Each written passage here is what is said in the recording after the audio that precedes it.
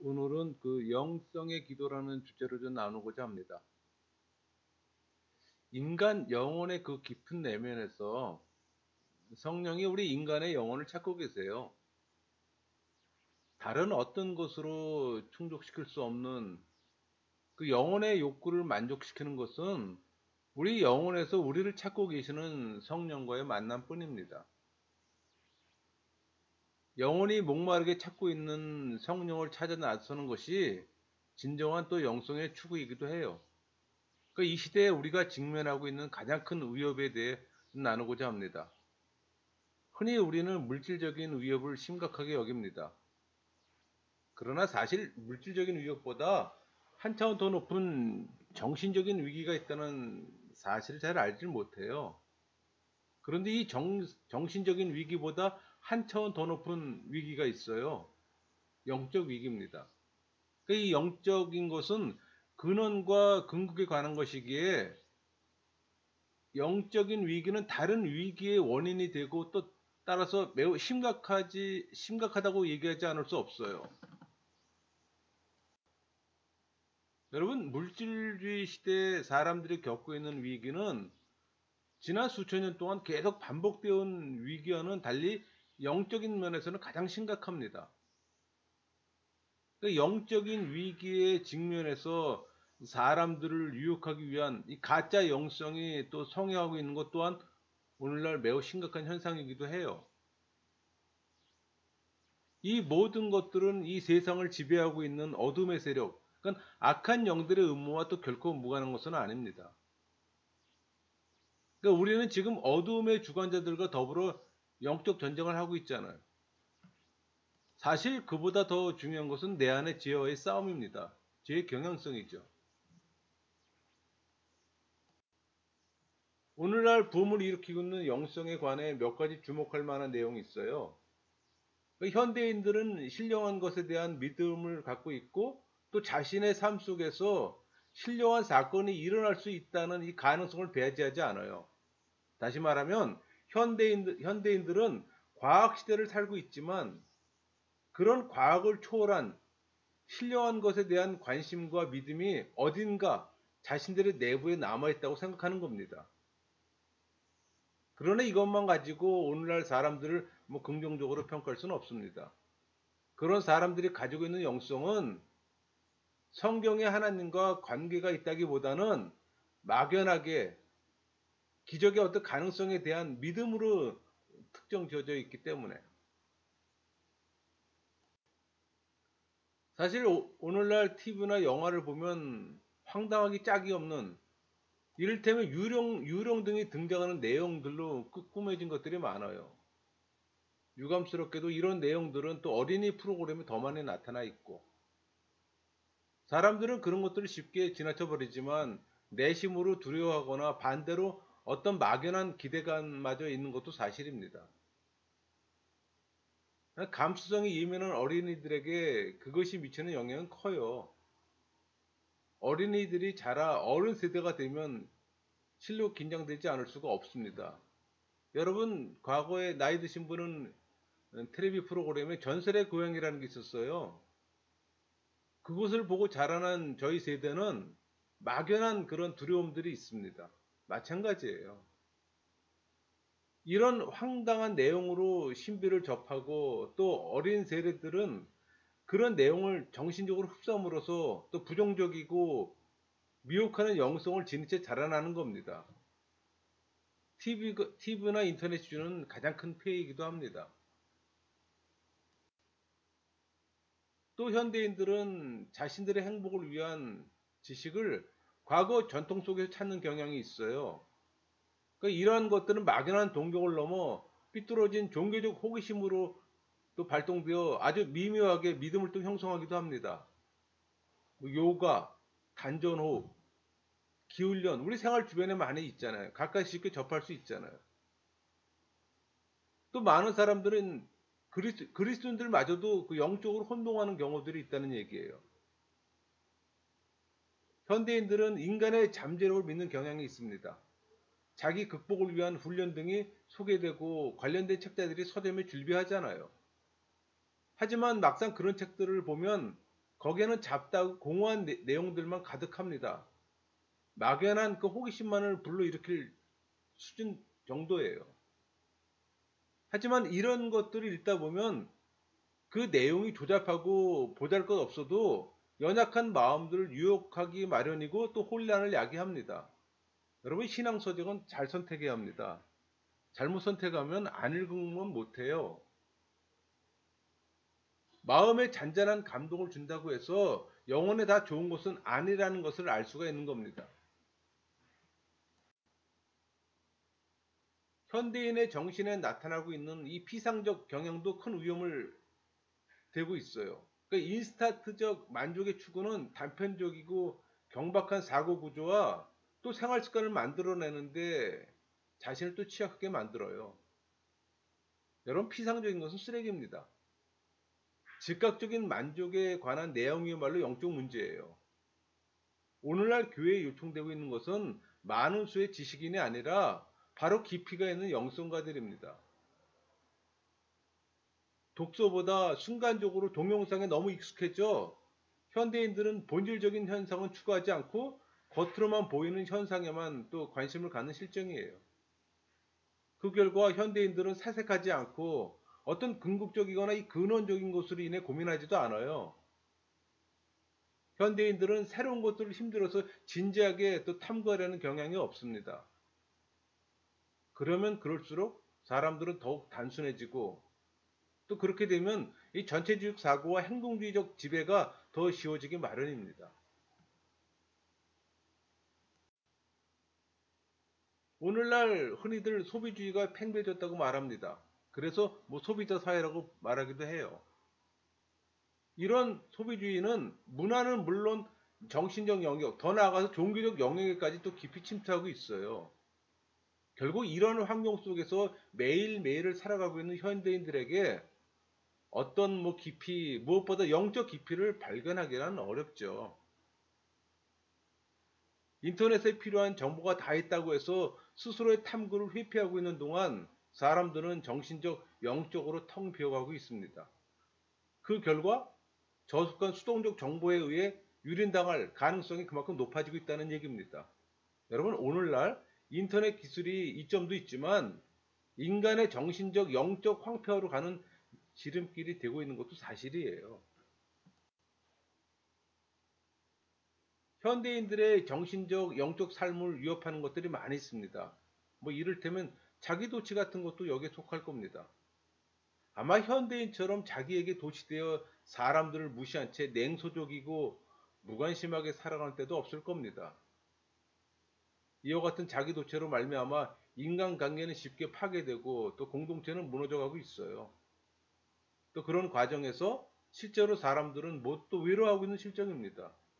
그러니까 오늘날 사람들의 끊임없는 행동주의도 문제가 되고 의미를 발견하고 그것을 누릴 만한 시간적 여유를 갖지 못한 채 새로운 행동에 탐닉하는 것은 빨리빨리 중독증입니다. 사람들은 빨리빨리 하면서 실은 자기가 어디에 있는지 어디로 가고 있는지조차 모른 채 서두르고 있어요. 문제는 그렇게 서두르고 있는 동안 사람들의 영적 갈증과 내면의 목마름은 더 심화되고 있다는 겁니다. 시편은 이와 같은 인간의 영혼의 갈증 상태를 목마른 사슴에 비유하고 또 그렇게 말하고 있습니다. 우리 42편 1절 2절 볼까요? 하나님이여 사슴이 시냇물을 찾기에 갈급한 같이 내 영혼이 주를 찾기에 갈급하니이다. 내 영혼이 하나님 곧 살아계시는 하나님을 갈망하나니 내가 어느 때에 나아가서 하나님의 얼굴을 배울까. 하던 일을 멈추고 잠시만이라도 짬을 내서 여러분 내면으로부터 감지되는 이 영혼의 갈망 상태에 한번 귀를 기울여 보세요. 여러분, 영적 갈망은 살아계신 하나님을 만나고자 하는 영혼의 몸부림입니다. 홍수 때 오히려 마실 물이 없잖아요. 더 갈증을 느낍니다. 그러니까 오늘날은 영적인 관심이 고조되고 소위 영성이라 불리는 많은 내용들의 책이 범람하고 있지만 인간의 영혼 안에 깃들어 있는 성령은 막상 그런 혼탁한 영성으로 인해 질식의 위험을 느끼고 있는 상태입니다. 여러분, 그런 영혼이 사모하는 것은 오직 한 분, 바로 성령뿐입니다.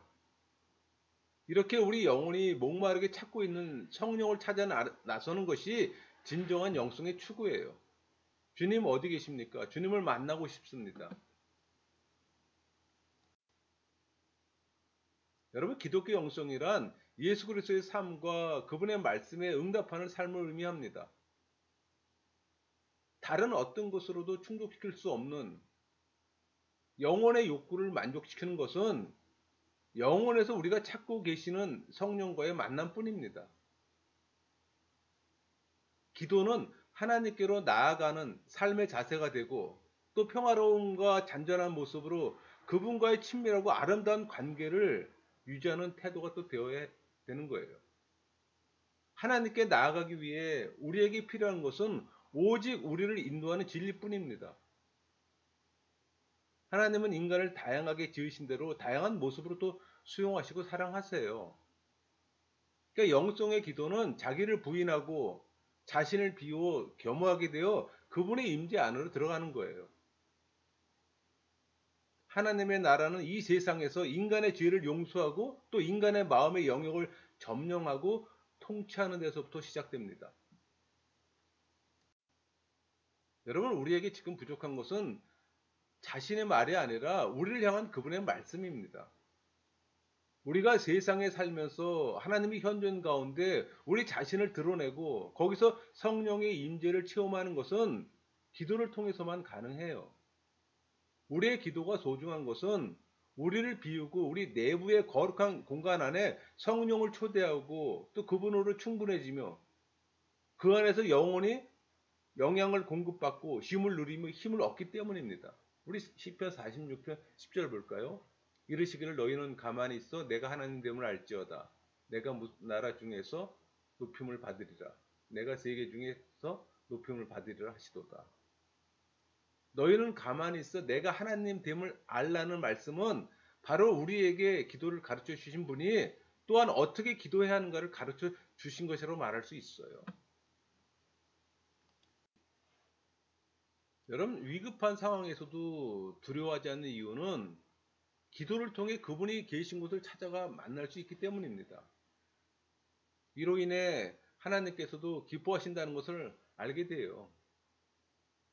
우리를 지으신 하나님이 우리를 사랑하시고 친숙한 교제를 원하셨는데도 불구하고 마치 탕자 이야기 속에 나오는 둘째 아들처럼 아버지의 소유를 억지로 자기 것으로 챙겨서 집을 떠나 제 가운데 헤맬 때 또 하나님은 얼마나 마음 아프시고 또 우리가 돌아오기를 기다리셨겠어요.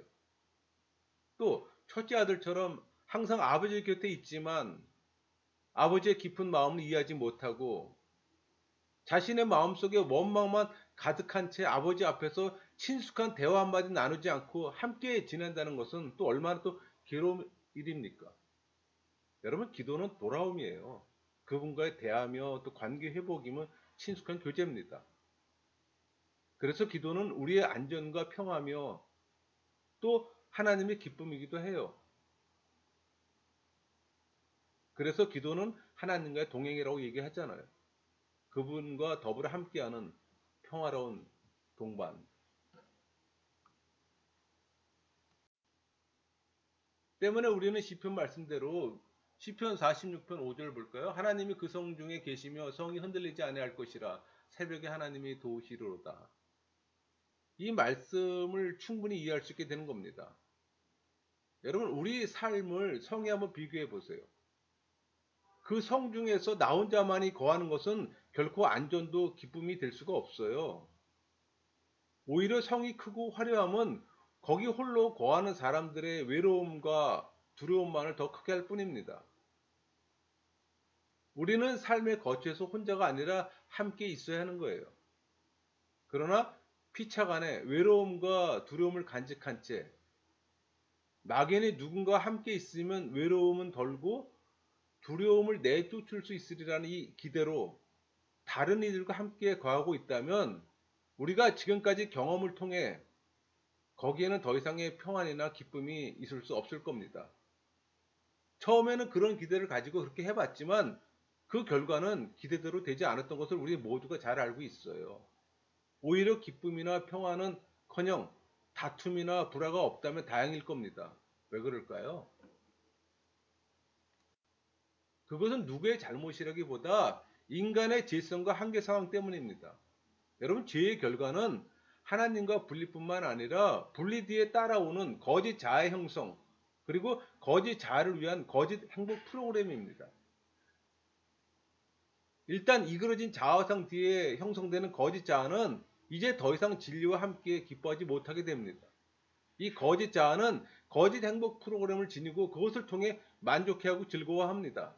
그렇지만 그것은 거짓 자아가 만족하는 거짓 행복에 불과한 거예요. 거짓은 오래가지 못하잖아요. 그리고 거짓은 진실 앞에서 그 역할을 지속할 수가 없어요. 인간이 처음에 하나님 형상대로 지음받은 존재가 아니었더라면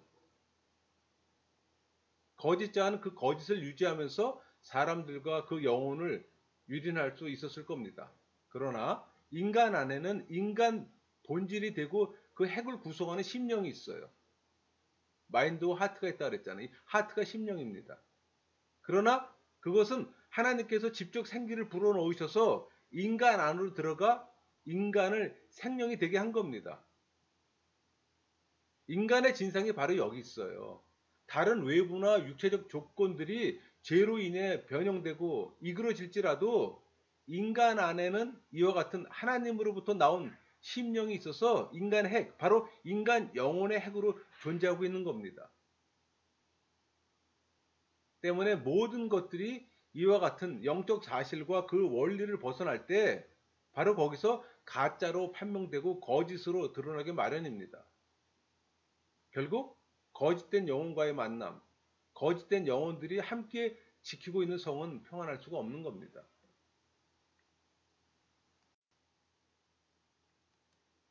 여러분, 영혼의 거처에는 성령이 함께 하시고 더불어 함께 할 때만 안전과 평화가 있어요. 방금 읽었던 시편 46번 5절, 하나님이 그 성 중에 계시며 성이 흔들리지 아니할 것이라 새벽에 하나님이 도우시리로다.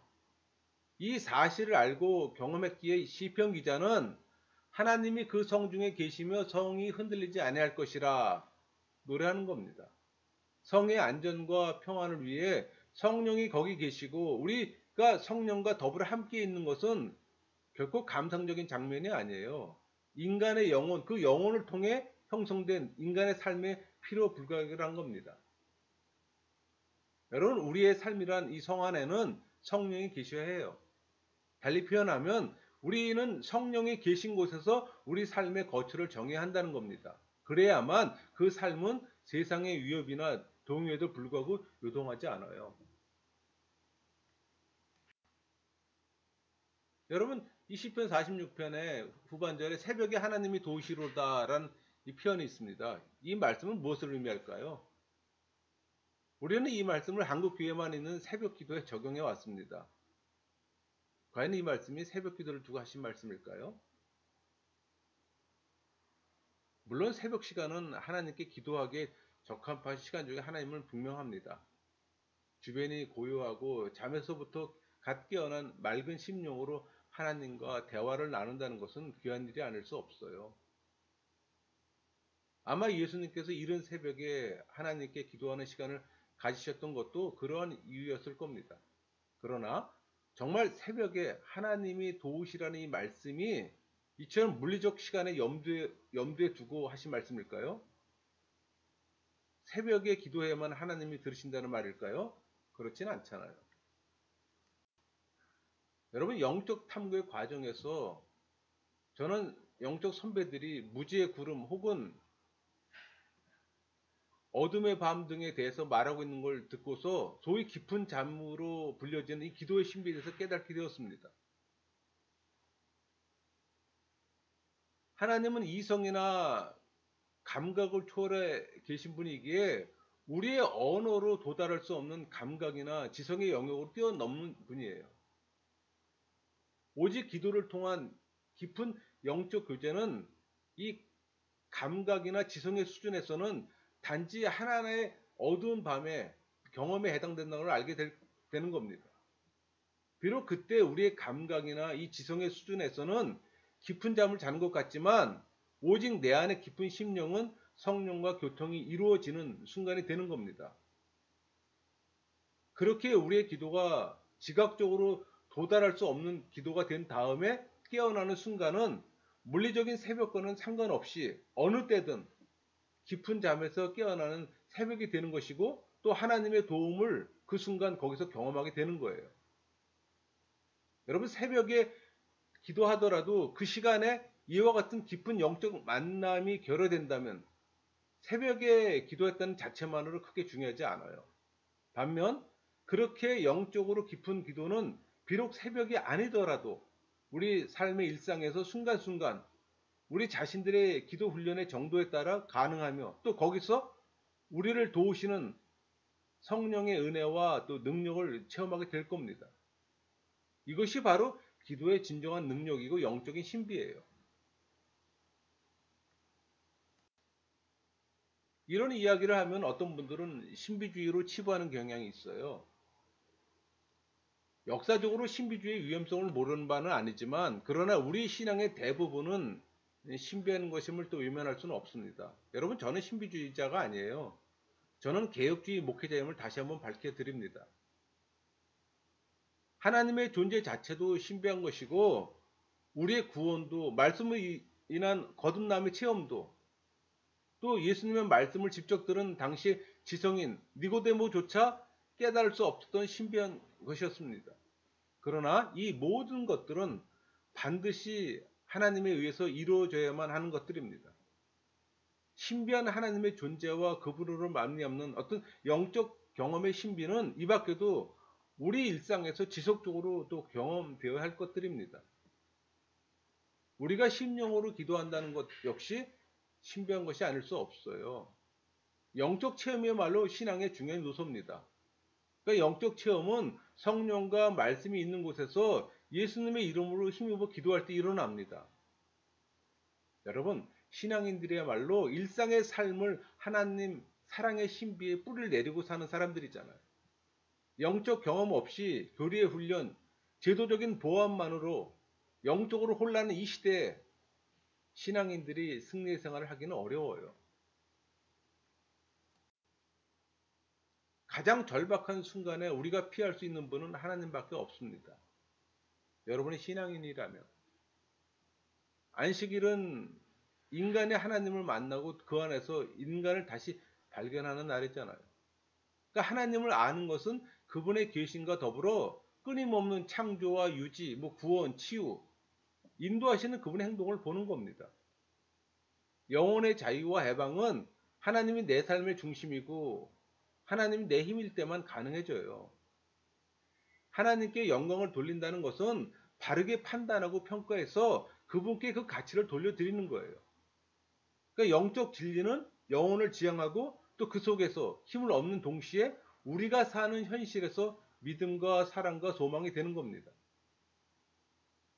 우리는 하나님께서 우리에게 일방적으로 베풀어 주신 사랑에 대한 확신만이 아니라 우리의 올바른 행위를 통해 또 구원을 확증하는 또 삶을 살아야 합니다. 잘못 가던 길을 멈추고 뒤로 돌아서서 새로운 길을 걸어가는 것이 회개잖아요. 그게 회개가 지니는 본래 뜻이잖아요. 여러분, 사랑은 사랑하는 자를 알고 그 사랑으로 돌아가 거기에서 사랑받는 자가 되는 것을 의미합니다. 하나님은 사랑의 근원이고 바로 사랑 그 자체잖아요. 신앙은 이 모든 영적 과정을 알고 신뢰하고 또 의지하는 것을 의미하잖아요. 또 소망은 이렇게 사랑하신 이에 대한 기대를 저버리지 않는 겁니다. 기도는 이 모든 것을 자신 안에서 하나로 연결시켜 주잖아요. 여러분, 영적 갈급함으로 시작해서 재회개에 이르는 이 영적 여정을 어느 정도 이해하고 또 함께 따라서 걸어왔다면 이제 보다 풍부한 영적 여행을 위해 시편을 처음부터 다시 한번 읽어보세요. 시편은 우리의 영적 깊이를 위해 아주 매우 중요한 내용들이 많이 담겨 있어요. 여러분, 시는 논리적인 언어 이전에 그림 언어라고 얘기합니다. 시가 일상의 언어보다 훨씬 더 포괄적인 의미를 함축하고 있기 때문에 그런 말을 하는 거예요. 그림은 말로 다 표현할 수 없는 것을 나름대로 풍부한 의미를 지니면서 또 그것을 섬세하게 표현하기도 하잖아요. 예술의 특성이 바로 그거예요. 그래서 우리가 또 예술가들을 인정하는 거고.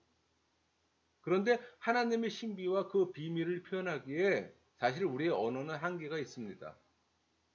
근데 시인은 그런 한계를 극복하기도 해요. 그러니까 시편은 그렇게 하나님의 신비로 우리를 좀 더 가까이 이끌어주고 있어요. 여러분, 그 설교에서 사용되는 이 논리적 언어는 우리의 뭐 도덕적 감정은 자극하지만 우리 영혼을 올리기에는 또 역부족일 때가 많아요. 오히려 우리가 함께 부르는 찬송이 이 논리적 언어로 미치지 못하는 거룩한 영역으로 우리를 한 번에 이끌어 드리는 경우들이 오히려 더 많습니다. 그것이 바로 시편과 찬송의 위력이에요.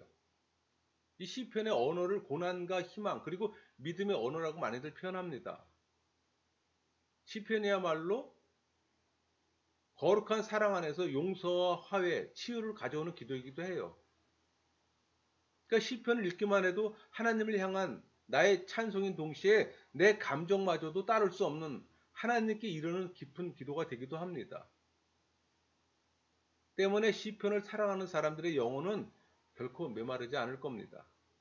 여러분, 시편 1편의 영성과 기도에 관련된 내용을 중심으로 보면은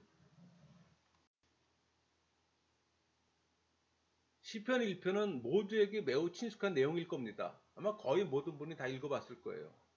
그 전체를 다시 한번 읽어보겠습니다. 복 있는 사람은 악인의 길을 따르지 아니하며 죄인들의 길에 서지 아니하며 오만한 자들의 자리에 앉지 아니하고 오직 여호와의 율법을 즐거워하여 그의 율법을 주야로 묵상하는도다. 그는 시냇가에 심은 나무가 철을 따라 열매를 맺으며 그 잎사귀가 마르지 아니함 같으니 그가 하는 모든 일이 다 형통하리로다.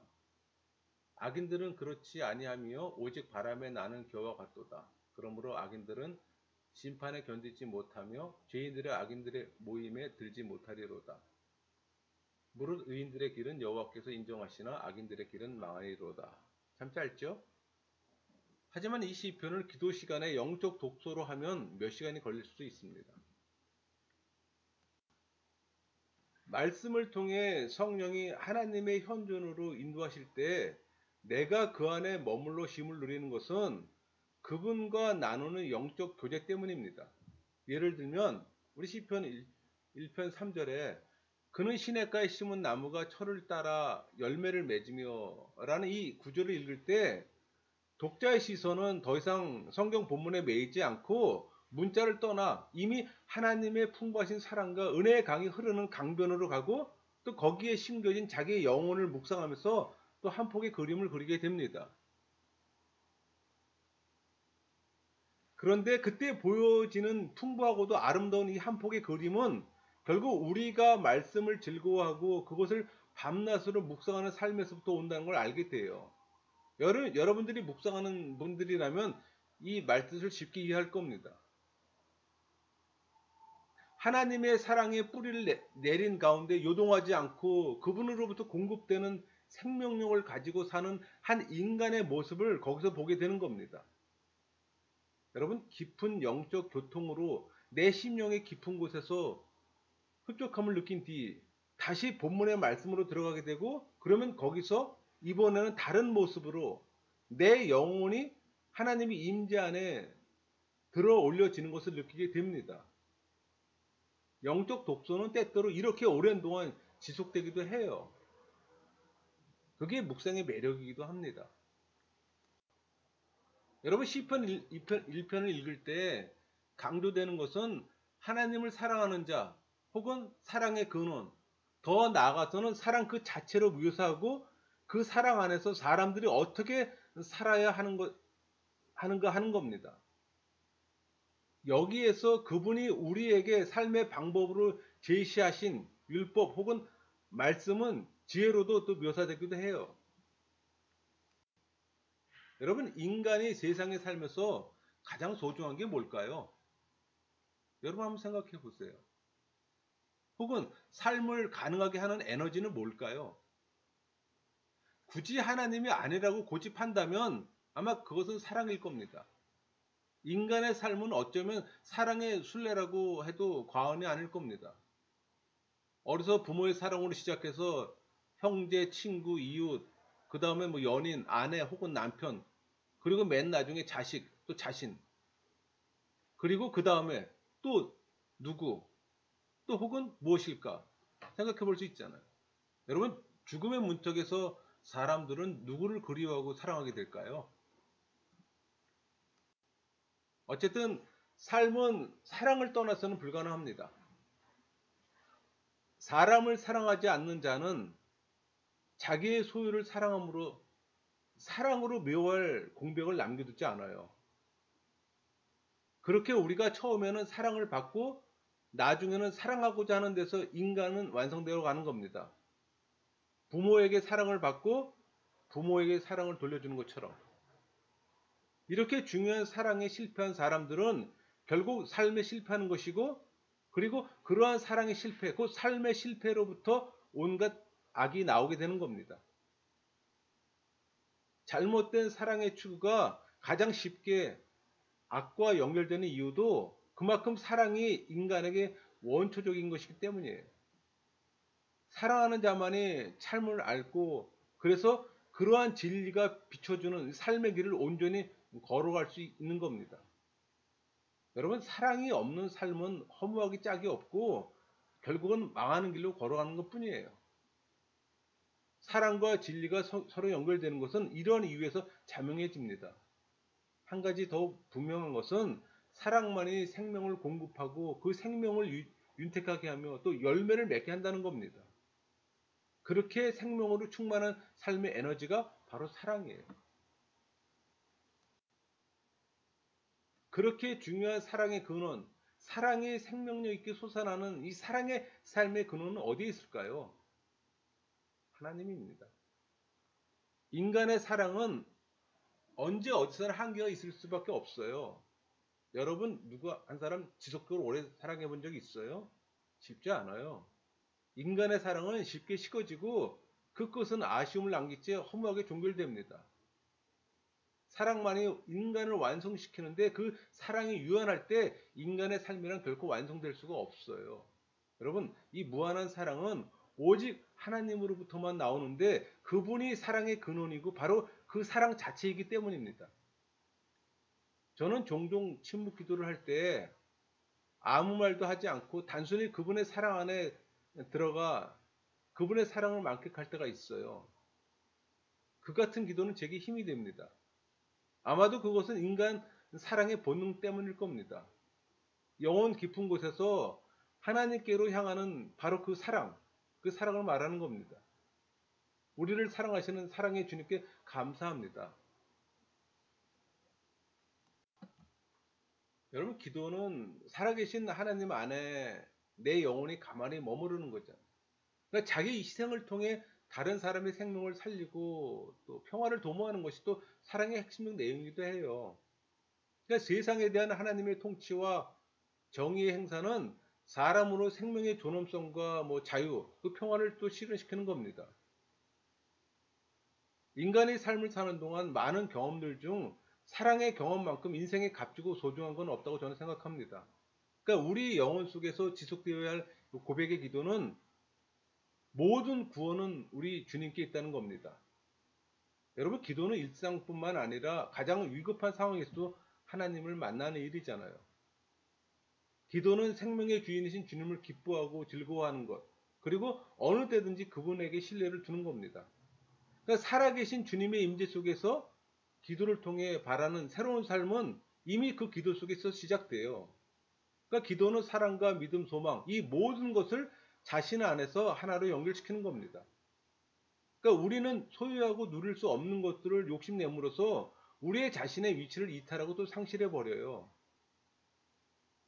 여러분, 죽음을 기념하고 그것을 통해 구원과 생명을 아는 종교, 그것이 바로 기독교의 핵심적인 진리입니다. 스스로 죽음까지도 맛보심으로 죽음의 고통 가운데 있는 사람들을 헤아리시고 거기서 인간을 구원하시고자 하는 주님. 그러나 나중에 오는 그분의 채우는 부활, 다시 살아나시는 겁니다. 그리고 이 같은 그분의 부활은 우리가 어떤 상황에 처해 있든지 어떤 삶에 놓여 있든지 희망의 또 빛을 주는 겁니다. 시편을 보면 기도하는 자가 하나님의 존재에 대한 질문을 던지는 것을 첫 구절에서 보게 됩니다. 여기서 기도하는 자는 시편 1절에 여호와여 어찌하여 멀리 서시며 어찌하여 환난 때에 숨으시나이까 절규하고 있어요. 아마도 우리 중 많은 사람들은 기도하는 자의 이 같은 절규를 각자의 경험에 비추어서 충분히 이해할 수 있을 겁니다. 어려운 때 우리의 기도는 아무도 듣지 않는 것 같고 또 이로 인해 절망과 좌절이 닥쳐와요. 그런 경험들 많이 해봤잖아요. 그런 때는 심지어 누구를 원망해야 되는 것인조차 모를 지경이었지만 어쨌든 하나님의 이름을 거듭 불러가며 몸부림치지 않을 수 없었던 겁니다. 그런 때의 주변을 돌아보면 나보다 결코 선하게 사는 것 같지도 않고 나보다 하나님을 잘 믿는 것 같지도 않은데 아무런 문제 없이 태평스럽게 잘 살아가는 사람들 모습을 볼 때 조금은 고통스러울 때도 있습니다.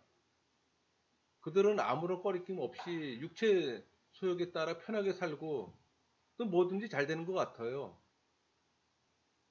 그런 이들이 결코 도덕적으로 온전한 건 아니지만 또 그것 때문에 어떤 벌을 받지도 않아요. 오히려 자신의 경우는 그런 이들과 비교할 때 더 도덕적이기 위해 매사에 마음을 쓰는데도 불구하고 고통은 자신에게만 가중되어 있는 것처럼 보이는 겁니다. 그럴 때 우리는 그렇게 얘기하잖아요. 도대체 하나님은 이때 어디서 무엇을 하고 계십니까? 이렇게 불경하고 물질적인 사람들은 평안과 번영 속에 경건하게 살고자 하는 사람들 오히려 비웃고 있는데 또 그들은 자신을 자랑하고 스스로 칭찬합니다. 그들의 말에 의하면 하나님은 어디에도 없다는 겁니다. 믿을 것은 자기밖에 없다고 말하기도 해요. 사실 고통의 때에 더 괴로운 것은 하나님의 침묵보다도 무신론자들이 아무렇게나 떠들어대고 조심성 없이 상처 주는 말들입니다. 심지어 어떤 이들은 상호간의 비교와 경쟁심으로 나타나는 경우도 있어요. 그거는 교회 안에서도 마찬가지입니다. 그로 인해 우리 주변에 또 상처받는 사람들이 많아요. 조금만 생활에 여유가 있고 다른 사람들과 비교해서 우월하다 싶으면 사람들의 말을 함부로 해서 어려운 사람, 고통받는 사람들을 더 어렵게 하는 경우도 있잖아요. 근데 여러분 이런 일들은 중단해야 합니다. 이런 일들이 계속되는 한 결국 그 상처는 우리 자신에게로 돌아와요. 그 자신에게 돌아간다는 얘기입니다. 그렇다면 우리의 삶은 어떤 모양이든지 평안이 아니고 공격이자 상호간의 파괴적 행위가 되고 말아요. 그러면 그럴수록 생활의 공간은 더 혼란해집니다. 이로 인해 삶의 공간 안에 더 이상 경건의 여지가 없어져요.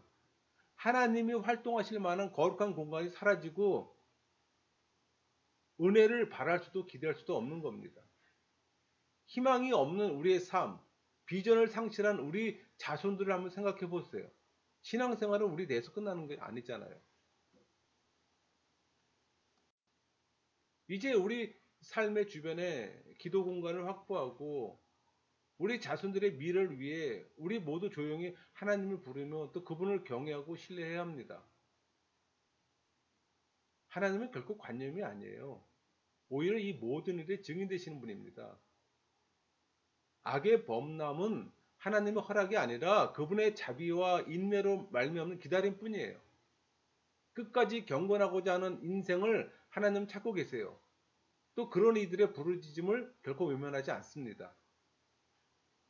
하나님의 응답이 때로 더디기도 하고 우리의 기도는 잊혀진 것처럼 생각할지 모르지만 결코 잊혀지지 않아요. 더군다나 가난한 자, 무고히 고난받는 자의 기도는 더욱 그렇습니다. 제 말이 아니에요. 성경 말씀이에요. 우리 믿음의 행위들이 이들에게 향함으로 하나님의 정의에 참여해야 합니다. 그렇게 함으로써 우리 공동체는 평화로워지고 또 정의로워지는 거예요. 여러분, 우리 삶에 하나님의 은혜와 사랑을 받아들일 기회가 주어졌어요. 여호와를 내 하나님이라고 부를 수 있는 자는 복 있는 사람입니다. 여러분, 신앙의 문제는 하나님의 존재 여부에 대한 것이 아니고 그분과의 바른 관계의 핵심입니다. 이 기도는 장막을 넘어 지성소, 곧 하나님이 임재 안에 들어가는 영적 사건이에요. 하나님은 당신을 믿고 따르는 자녀와 백성들에게 약속을 파괴하지 않고 말씀하신 것들을 반드시 이루고 성취하세요. 죄를 회개하고 하나님께로 돌아설 때 그 영혼 속에 불을 밝히시는 분은 하나님이십니다. 여러분, 침묵 기도는 입 밖으로 나오는 목소리가 아니라 영혼의 소리에 주의를 기울입니다. 하나님의 말씀이 마인드에서 벗어나 하트에 머물러야 합니다. 그때 뿌리가 내려요. 타인을 위한 기도는 기도하는 사람과 그 기도의 내용의 대상이 신앙의 연결고리와 공동체적 이 강력한 유대를 형성하고 있어야 하는 겁니다. 삶을 단순케 하고 또 주신 것을 감사하면서 풍성하게 여기는 소박한 삶을 추구할 때 이 삶은 아름다운 복으로 채워지게 되는 겁니다. 가장 아름다운 유산은 삶 그 자체, 그 중에서도 신앙을 물려주는 거예요. 주님은 나의 지속적인 동반자이시기에 주님이 채우지 못할 것은 없습니다. 세상에 살면서 세상을 초월해 영원한 실제로 다가가는 기도, 영적인 기도, 아니 더 나아가 심령으로 기도해야 합니다. 심령이라면 우리 영혼의 마인드 하트가 있죠. 하트를 얘기를 하는 겁니다. 이 기독교적 관상은 다른 종교에서의 공허한 침묵과는 달리 인간 내면 속에 깃들어 있는 거룩한 성령의 도움을 받아 살아계신 하나님의 존재 중심에 이르는 기도예요. 내 안에 있는 영혼이 성령을 만나 그분의 안내와 인도함을 받는 것이 기도의 핵심입니다. 여러분, 기도는 신앙인의 그 본질적 행위잖아요. 그러니까 신앙인의 삶에서 끊임없이 선택하고 또 그 선택에 따라 행동해야 합니다. 뭐 직업적 활동, 경제 행위, 혹은 개인 혹은 단체 행동, 보다 넓게는 사회 활동 등 인간은 수없이 많은 행동을 하면서 삶을 영위하고 있어요. 그런데 이렇게 많은 행동 가운데 인간의 본질적 행동은 어느 것일까요? 무엇이 신앙인으로 가장 기본적이고도 이 궁극적인 행동이 될 수가 있을까요? 여러분, 신앙인이 하나님과 마주하는 기도야말로 신앙인의 본질적인 행동입니다. 기도라는 이 본질적인 행위가 두 존재가 있음을 또 확인시켜주고 있어요. 그중 하나는 하나님이고 다른 하나는 인간입니다. 기도하는 행위는 결코 혼자만 행동이 아니에요. 하나님이 우리를 부르시지 않으면 우리는 혼자서 기도할 수가 없습니다. 그분이 힘을 부여주지 않으면 기도는 단 한순간도 지속될 수가 없어요. 그래서 기도는 인간의 일이기보다 오히려 하나님의 일이에요. 예수님께서 기도하시지 않았다면 오늘날 우리에게 기도는 없었을 겁니다. 예수님에게 있었던 하나님 아버지와의 친밀하고 일치된 삶, 그리고 그 사역은 모두 기도 속에서 이루어졌어요. 그러니까 기도는 그렇게 하나님 아버지와 예수님 사이에 있었고 오늘날 우리의 기도는 또 그 기도에 동참하는 겁니다. 여러분, 기도의 한쪽 끝에는 인간이 있어요. 이 말을 들으니 이상하지 않습니까? 기도는 사람이 하는 거잖아요. 하지만 하나님이 기도를 들으시는 다른 한쪽 끝에 인간이 있다고 하는 이야기는 인간의 비중을 다시금 생각하게 합니다. 마치 놀이터에서 둘이 마주 앉아 시소를 타듯 하나님을 대면하고 있는 존재가 다름 아닌 인간, 아니 나 자신이라고 할 때 정말 기도야말로 한 인간을 재발견하는 순간입니다. 하나님과 마주함으로 숭고해지는 것은 하나님이 아니라 인간이에요. 따라서 기도할 때 우리는 경박해질 수가 없습니다. 스스로 비화시킬 수도 없어요. 한쪽 끝에 하나님이 계시고 다른 한쪽 끝에 인간, 바로 나 자신이 있는 이 대면의 장면은 실로 아름다운 장면이 아닐 수 없어요. 이것이 기도입니다. 기도를 통해 하나님을 대면하지만 동시에 하나님은 기도를 통해 나를 발견하시고 또 마주하시고 또 귀를 기울이시고 응답하는 겁니다. 하나님과 인간이 마주하는데 필요한 것은 신뢰예요. 신앙인은 주님을 신뢰함으로 기도합니다. 보이지 않는 하나님을 신뢰하지 못하면 기도는 아예 처음부터 없어요. 그래서 기도는 신뢰와 더불어 시작하는 거고 또 기도는 곧 신뢰입니다. 그래서 보이지 않지만 하나님을 부르고 보이지 않는 그분과 마주하며 마음을 터놓고 이야기합니다. 기도야말로 다른 것과 비교할 수 없는 커다란 모험이기도 해요. 왜? 보이지 않는 하나님께 위탁하는 모험. 결국 자기 자신을 투신할 수밖에 없는 이 모험적 용기가 없으면 기도하는 사람이 될 수가 없어요. 기도는 이 성령과 자신이 마주하고 직면하는 데서 이루어지는 막상 그 시작은 영혼의 내적 행위로 성령과 만날 때 시작되는 겁니다. 예를 들어 볼까요? 그 황가루가 묻은 성냥을 다른 대상에 마찰시켜서 불을 일으키는 성령과 같이 인간의 영혼이 성령께 집중될 때 기도가 시작됩니다. 여러분 종교인이 하는 그런 기도는 아무 의미가 없는 거예요. 그래서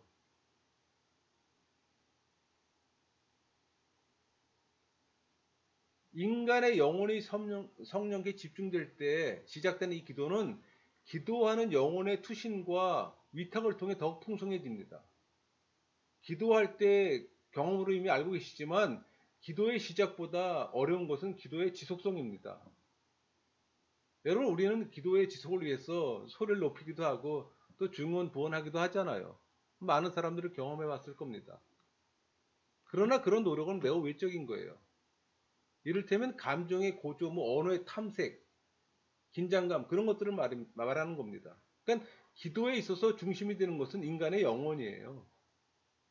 영혼이 성령을 만나 그분의 안내와 인도함을 받는 것이 기도의 핵심입니다. 그러니까 기도할 때 필요한 헌신은 이처럼 영혼의 위탁이에요. 여러분 헌신을 통해 기도할 때 단순해집니다. 왜냐하면 기도는 생각과 감정, 이 언어의 풍부함이 아니라 은혜의 풍요함, 두터운 신뢰, 지속적인 기다림, 무한한 사랑 이런 것들은 외적인 화려함이 아니에요. 오히려 그런 거품들이 가라앉을 때 나타나는 본질적인 요소들입니다. 그래서 깊은 기도가 간결해지는 이유가 바로 여기서 비롯되는 거예요. 미사옥으로 화려하지만 하나님과 무관한 기도가 있는 반면 매우 간결하지만 하나님의 마음을 움직이는 기도의 예를 우리는 바리새인과 세리의 기도를 통해 알게 됩니다. 누가복음 18장 9절에 14절에 그 바리새인과 세리의 기도의 비유잖아요. 제 강의 동영상 한번 참고를 해보세요. 이 바리새인 기도에 대해 우리 주님은 한마디로 외식이라고 말씀하셨어요. 반면에 하나님이여 불쌍히 여기소서 나는 죄인이로소이다 라는 이 세리의 간결한 기도는 주님의 용서와 사랑으로 응답되는 기도라 말씀하셨어요. 이렇게 기도가 간결해지는 데는 영혼의 자유도 큰 목을 합니다. 사실 기도는 자유한 영혼이 하나님께 대해 자신을 개방할 때 가장 온전해져요. 뭔가 소원하는 바를 간절히 구하는 마음을 자유롭다고는 말할 수 없잖아요. 오히려 하나님을 사랑하는 마음으로 그분의 이름을 부르는 것만으로도 감격스러워서 단순히 하나님 하고 부르고 그것을 감격하고 만족해하는 상태야말로 자유하는 영혼입니다. 이에 대한 하나님의 응답, 내 사랑하는 자야 그렇게 말씀하시잖아요. 그러니까 사랑받는 자의 필요는 사랑하는 자에 의해 충족됩니다. 주님은 그렇게 우리를 사랑하시고 우리의 필요를 또 채워주기를 원하세요. 사랑하는 주님 제가 여기 있습니다. 여러분 그 영성의 기도는 육신의 기로는 알아들을 수 없는 성령의 내적 음성에 마음의 귀를 기울이는 겁니다. 그러니까 기도는 하나님 앞에 나아가 짐을 내려놓고 성령의 음성을 들으며 또 그분 안에서 쉼을 얻고 자유와 해방을 누리는 거예요. 그러니까 기도는 현실 속에서 하나님을 발견하고 만나는 일입니다. 그러니까 기독교적 관상은 인간의 내면 속에 깃들어 있는 성령의 도움을 받아 심령으로 살아계신 하나님의 존재 중심에 이르는 기도예요.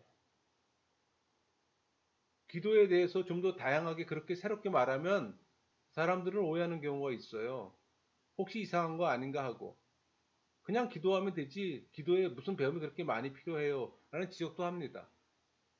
여러분 매사에 조심스러운 것은 바람직하지만 진실을 외면하고 자신의 경험만으로 영적 경험을 제한시켜서도 곤란합니다. 그런 경우 기도가 지금까지 일방적으로 어느 한 측면만을 지나치게 강조해 왔다는 사실을 망각할 정도로 그 하나에 몰두해 왔기 때문일 수도 있어요. 어떤 이들은 그 묵상이나 정감적 기도에 대해서 아는 것도 또 경험한 적도 없는 이들도 있습니다. 개인적으로 경건의 시간을 가질 때 구성기도에 치우쳤기 때문에. 그러니까 구성기도 외에는 해본 적이 없는 거예요. 침묵기도에 대해서는. 그래서 고독이나 뭐 침묵 그리고 묵상, 관상에 관련된 기도에 대해서 이렇다 할 만한 경험이 없이 주변에서 말하는 소위 영성이라는 개념과 더불어 강조되고 있는 최근의 신앙적 회복 운동에 또 관심을 가질 수 있잖아요. 그러다 보니 침묵, 묵상, 관상 등의 개념에 접근하지만 지금까지 자신의 신앙적 전통과는 달라서 또 어색하거나 어리둥절해야 합니다. 그러나 이러한 기도의 예는 성경 전체를 통해 얼마든지 찾아볼 수 있어요. 시편 전체가 어쩌면 그런 기도의 대표적 예가 될 수 있을 겁니다. 예수님 기도 역시 하나님과의 동역의 형태로 이루어졌음을 여러 군데서 찾아볼 수 있어요. 뭐 사도 바울이나 반모섬에 들어간 요한을 통해 우리는 성경에서 묵상이나 관상의 예를 찾아볼 수가 있습니다. 또 교회사 속에서 영성가들에 의한 사막의 영성은 오늘날 현대사회가 인간성을 상실하고 또 영적으로 사막화되어 가고 있는 상황 속에서 무엇보다도 우리가 추구할 영성이에요. 여러분, 기도에는 하나의 방법만 있는 것이 아니라 다양한 방법이 있잖아요. 각자 형편에 맞는 기도의 방법을 개발하고 그 방법을 통해 하나님께로 나아가되 다른 길을 통해 나아가는 과정에서 이전에 경험하지 못했던 것을 또 새롭게 경험함으로 또 풍부한 영적 삶을 누리는 것을 마다할 이유는 없잖아요. 여러분, 인간은 죄를 짓기 전에는 하나님이 되려고 하는 잘못으로 죄를 저질렀습니다. 또 죄를 지은 이후에는 하나님을 믿을 줄 모르는 잘못으로 또 죄를 짓고 있어요. 그러나 하나님은 여전히 인간과의 관계를 중요시합니다. 여러분, 기도에 대해 매우 중요한 교훈이 있어요. 하나님께 드리는 우리의 기도는 말로 할 때는 들어주세요. 묵상일 때는 도와주시고, 생활일 때는 일으켜주시고, 생기를 또 불어넣어 주세요. 그런데 여기에 그치지 않고 그 이상의 한계를 넘는 기도가 있어요. 그것은 삶의 목표 자체가 이 땅에 한정하지 않는 크고 높은 것이기에 그것에 부합되는 기도가 있어야 합니다.